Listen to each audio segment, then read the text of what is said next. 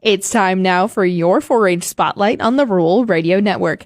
I'm Jaylee Pope, and today I'm joined by Justine Pope, a Buffalo County 4-H member who is certainly passionate about the livestock industry. Justine, why don't you tell us a little bit about your 4-H experience?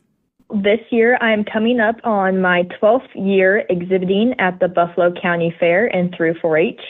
That started back doing 2 years in Clover Kids, where I got introduced to some static exhibits as well as showed some bucket calves.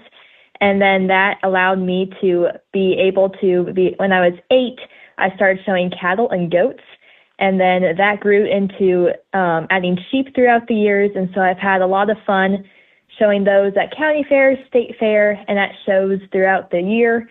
And then also outside of showing, I enjoy spending my time in different ag-related contests like livestock judging, skill-a-thon, meats evaluation, quiz bowl. That's awesome. So obviously you have a variety of experiences within 4-H. Tell us a little bit about what the most meaningful project for you has been over the years. Well, I definitely love working with my livestock out home and being able to show those, but just because I showed livestock, that opened the door to new opportunities like competing in livestock judging and skill-a-thon, which allowed me to go travel to national contests and compete at a higher level. And through those contests, I've been able to work with great coaches and mentors who have really helped me learn more about my projects. That's awesome. And as you round out into your final few years of 4-H, you mentioned that you've had a lot of mentors. What do you want to share to younger 4-H members looking to get started? I think that it's a great thing to just start in the first place. You know, the hardest thing is to show up and get started. And so I already would encourage them to keep going. I'm still learning a lot even as I'm getting older and closing out with my career, but I'm still learning things and still trying to get better. So I would encourage them to keep pushing and keep trying new things.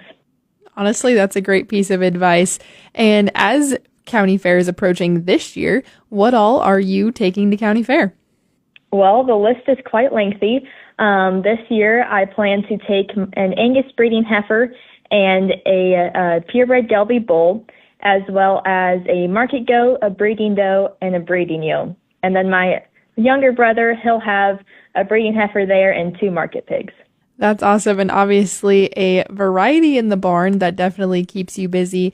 But how have the skills that you've learned in 4-H translate to what you want to do in the future? And how are you moving forward after all that you've learned through the 4-H program?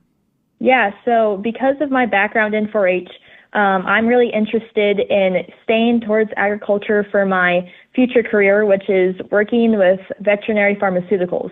And so with dealing with livestock every day and having to treat them and worry about their nutrition, it's just helped me build a better background for my future career path working there. And so this fall, I'll be attending Fort Scott Community College and be on the livestock judging team before transferring to UNL, majoring in vet science and animal science.